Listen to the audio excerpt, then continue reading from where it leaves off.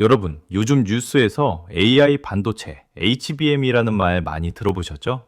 어렵게 느껴지실 수 있는데요. 사실 이건 우리 일상과 아주 밀접한 이야기입니다. 여러분이 스마트폰으로 사진을 찍으면 자동으로 얼굴을 인식하고 음성으로 날씨 알려줘 라고 하면 바로 답이 나오죠. 이 모든 게 AI 반도체 덕분입니다. 그런데 지금 전 세계가 이 반도체를 두고 전쟁을 벌이고 있습니다. 미국, 중국, 일본이 서로 기술을 막고 돈을 쏟아붓고 인재를 빼가려 하고 있어요. 그런데 놀라운 사실은 이 전쟁의 한가운데에 우리나라가 있다는 겁니다. 더 정확히 말하면 한국이 이 전쟁의 열쇠를 쥐고 있습니다. 오늘은 왜 전 세계가 한국 반도체 앞에서 줄을 서고 있는지, 그리고 이게 우리 삶에 어떤 영향을 미치는지 차근차근 알아보겠습니다. 먼저 HBM이 뭔지부터 쉽게 설명드리겠습니다. HBM은 하이 밴드위드 메모리의 약자인데요. 한국어로 하면 고대 역폭 메모리입니다. 여전히 어렵죠? 이렇게 생각해 보세요. 여러분이 대형마트에서 장을 볼 때 카트가 작으면 한 번에 조금씩만 담아야 합니다. 그런데 카트가 크면 한 번에 많이 담아서 빨리 끝낼 수 있죠. HBM은 바로 이 큰 카트 같은 겁니다. AI가 엄청나게 많은 정보를 빠르게 처리하려면 데이터를 한 번에 많이 실어 나를 수 있는 메모리가 필요합니다. 일반 메모리는 좁은 문으로 한 명씩 들어가는 거라면 HBM은 넓은 문으로 여러 명이 동시에 들어가는 것과 같습니다. 그래서 챗GPT 같은 AI 서비스가 여러분의 질문에 순식간에 답할 수 있는 거예요. 이 HBM을 만들 수 있는 나라가 전 세계에 몇 없습니다. 그리고 그 중에서도 한국이 압도적입니다. 그럼 한국이 얼마나 HBM을 잘 만드냐고요? 숫자로 보면 더 명확합니다. 전 세계 HBM 시장에서 한국 기업이 차지하는 비율이 무려 90%에 가깝습니다. 삼성전자와 SK하이닉스, 이 두 회사가 거의 다 만들고 있어요. 특히 SK하이닉스는 최신 HBM3E라는 제품에서 세계 1위입니다. 이게 얼마나 대단한 거냐면 미국의 엔비디아라는 회사가 있습니다. 이 회사는 AI 반도체를 만드는 세계 최고 기업인데요.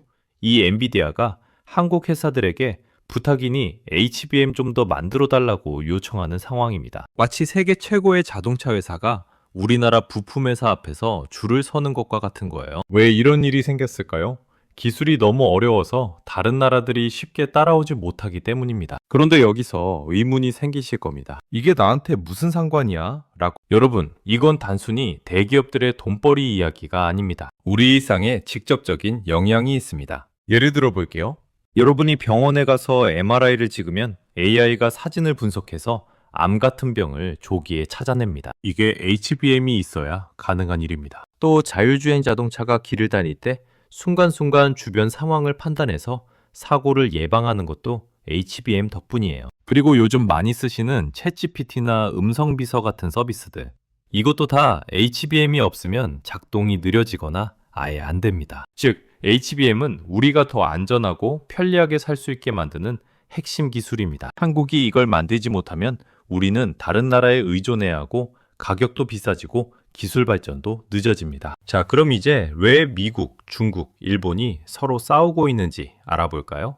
미국은 AI 기술에서 세계 1위를 지키고 싶어 합니다. 그래서 중국에 최신 반도체를 팔지 못하게 막고 있어요. 중국은 자국 기술로 미국을 따라잡으려고 엄청난 돈을 투자하고 있습니다. 일본은 반도체 소재와 장비를 만드는 기술이 뛰어나서 이걸 무기로 쓰려고 합니다. 그런데 재밌는 건 이 세 나라 모두 한국에 HBM이 필요하다는 겁니다. 미국 기업들은 한국에서 HBM을 사가고 중국도 몰래라도 구하려고 하고 일본은 한국의 소재를 팔면서도 경쟁 상대로 생각합니다. 이 상황을 비유하자면 세 명의 큰형들이 싸우는데 막내인 우리가 다들 필요한 공을 쥐고 있는 것과 같습니다. 그래서 한국의 선택이 중요해진 겁니다. 그럼 한국은 어떻게 이 기술을 독점하게 됐을까요? 하루아침에 된 게 아닙니다. 지난 30년 동안 꾸준히 투자하고 연구한 결과입니다. 1990년대부터 삼성과 SK는 메모리 반도체에 집중했어요. 처음엔 미국과 일본이 앞서 있었지만 우리 기업들은 실패를 두려워하지 않고 계속 도전했습니다. 특히 HBM 같은 차세대 기술은 수율이 낮아서 만들어도 절반 이상이 불량품이 나올 수 있습니다. 그런데도 포기하지 않고 기술을 개선했어요. 또 한국 정부도 반도체 산업을 국가 핵심 산업으로 정해서 지원했습니다. 세금 감면, 연구비 지원, 인재 양성 같은 것들이죠. 그 결과 지금 한국은 2나노미터 이하의 초미세 공정 기술까지 갖게 됐습니다. 2나노미터가 얼마나 작냐면 머리카락 굵기의 5만 분의 1 정도입니다. 사람 손으로는 절대 만들 수 없는 크기예요. 하지만 이 기술을 지키는 게 쉽지 않습니다. 지금 한국 반도체 산업이 직면한 위험도 큽니다. 첫 번째는 인재 유출입니다. 중국 기업들이 우리나라 엔지니어들에게 몇 배의 연봉을 제시하며 스카우트하고 있어요. 실제로 몇몇 핵심 인력이 중국으로 넘어갔다는 보도도 있었습니다. 두 번째는 소재와 장비 의존도입니다. HBM을 만들려면 특수한 화학물질과 정밀 장비가 필요한데 이건 대부분 일본과 네덜란드에서 수입합니다. 만약 이 나라들이 공급을 막으면 우리도 생산을 멈춰야 합니다. 세 번째는 전력 문제입니다. 반도체 공장은 전기를 엄청나게 많이 씁니다. 한 공장이 소도시 하나가 쓰는 전기량만큼 쓴다고 하니까요. 만약 전력 공급이 불안정하면 생산에 차질이 생길 수 있습니다. 그럼 이 위험들에 대해 우리는 어떻게 대응하고 있을까요? 먼저 인재 유출을 막기 위해 정부와 기업들이 처우 개선에 나섰습니다. 연봉을 올리고 주택 지원을 하고 연구 환경을 개선하는 거죠. 또 핵심 기술을 해외로 유출하는 걸 막는 법도 강화했습니다. 두 번째로 소재와 장비를 국산화하는 프로젝트가 진행 중입니다. 예를 들어 반도체 공정에 쓰이는 특수가스나 화학물질을 우리 기업들이 직접 개발하고 있어요. 아직 100% 국산화는 안 됐지만 점점 비율이 높아지고 있습니다. 세 번째로 전력 문제는 재생에너지와 원자력을 통해 해결하려고 합니다. 특히 반도체 공장 근처에 태양광 발전소를 짓거나 안정적인 전력 공급을 위해 송전망을 확충하고 있습니다. 이런 노력들이 계속돼야 한국의 반도체 산업이 안전하게 지속될 수 있습니다. 자, 이제 좀 더 구체적으로 들어가 보겠습니다. HBM이 실제로 어떻게 만들어지는지 간단히 설명드릴게요. 일반 메모리는 평면적으로 칩을 배치합니다. 하지만 HBM은 여러 개의 칩을 층층이 쌓아 올리는 적층 기술을 씁니다. 마치 아파트를 짓는 것처럼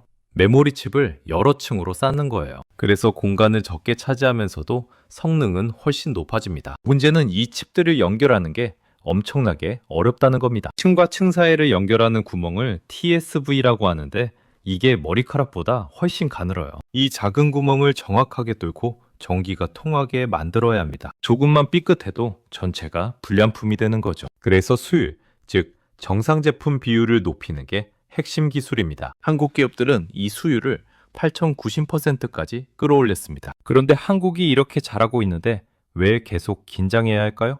경쟁자들이 가만히 있지 않기 때문입니다. 미국의 마이크론이라는 회사도 HBM 개발에 뛰어들었어요. 중국의 YMTC라는 회사도 국가 지원을 받아 기술을 개발하고 있습니다. 일본도 과거의 반도체 강국 명성을 되찾으려고 정부 차원에서 투자하고 있고요. 특히 미국은 칩스법이라는 걸 만들어서 자국에서 반도체를 만드는 기업에 보조금을 지급합니다. 한국 기업들도 미국에 공장을 지어야 하는 상황이 이건 한편으로는 기회지만 다른 한편으로는 우리나라 생산 기반이 약해질 수 있다는 위험도 있습니다. 만약 핵심 기술이 미국으로 넘어가면 우리는 단순 하청업체로 전락할 수도 있습니다. 그래서 우리는 기술 우위를 계속 유지하면서 동시에 글로벌 파트너십도 잘 관리해야 합니다. 이제 조금 더 큰 그림을 그려볼까요?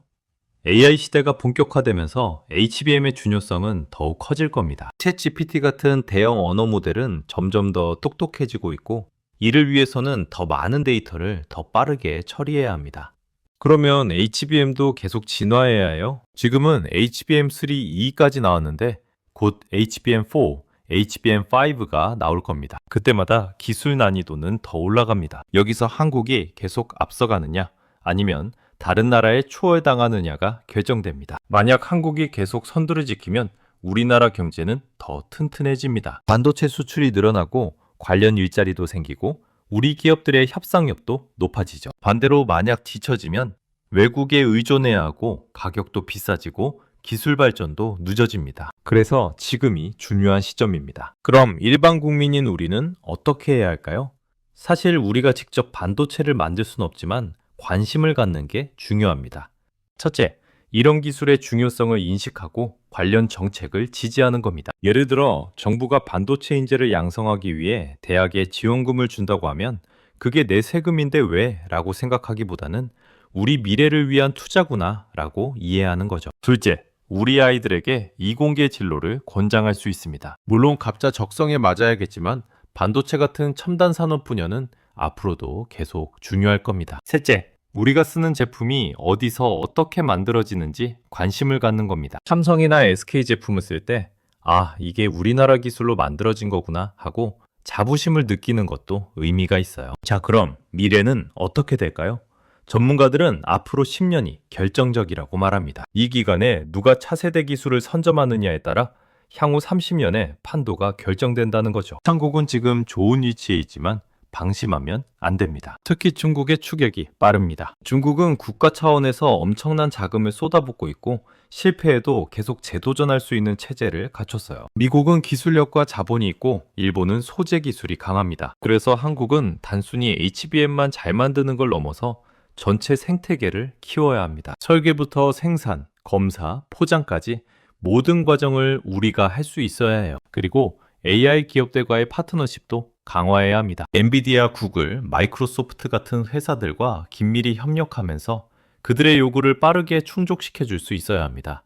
물론 우려되는 점도 있습니다. 반도체 산업은 경기 변동에 민감합니다. 경기가 좋을 때는 수요가 폭발하지만 경기가 나쁘면 재고가 쌓이고 가격이 폭락합니다. 실제로 몇 년 전에도 메모리 반도체 가격이 급락해서 우리 기업들이 손실을 본 적이 있어요. 그래서 HBM에만 올인하는 건 위험할 수 있습니다. 다양한 분야로 사업을 확장하는 게 필요해요. 예를 들어 전기차용 반도체, IoT용 반도체, 의료기기용 반도체 같은 것들이죠. 또 환경 문제도 신경 써야 합니다. 반도체 공장은 많은 물과 전기를 쓰고 화학물질도 사용합니다. 이걸 친환경적으로 관리하지 않으면 국제사회에서 비난받을 수 있어요. 최근에는 ESG, 즉 환경, 사회 지배구조를 중시하는 흐름이 강해지고 있으니까요. 그래서 기술 개발과 함께 환경 관리도 함께 가야 합니다. 자, 오늘 이야기를 정리해 볼까요? HBM이라는 작은 칩 하나가 사실은 우리 일상과 국가 경제, 그리고 세계 지서까지 연결돼 있다는 걸 아셨을 겁니다. 한국은 지금 이 기술로 세계를 선도하고 있습니다. 엔비디아 같은 글로벌 기업들이 우리 앞에서 줄을 서고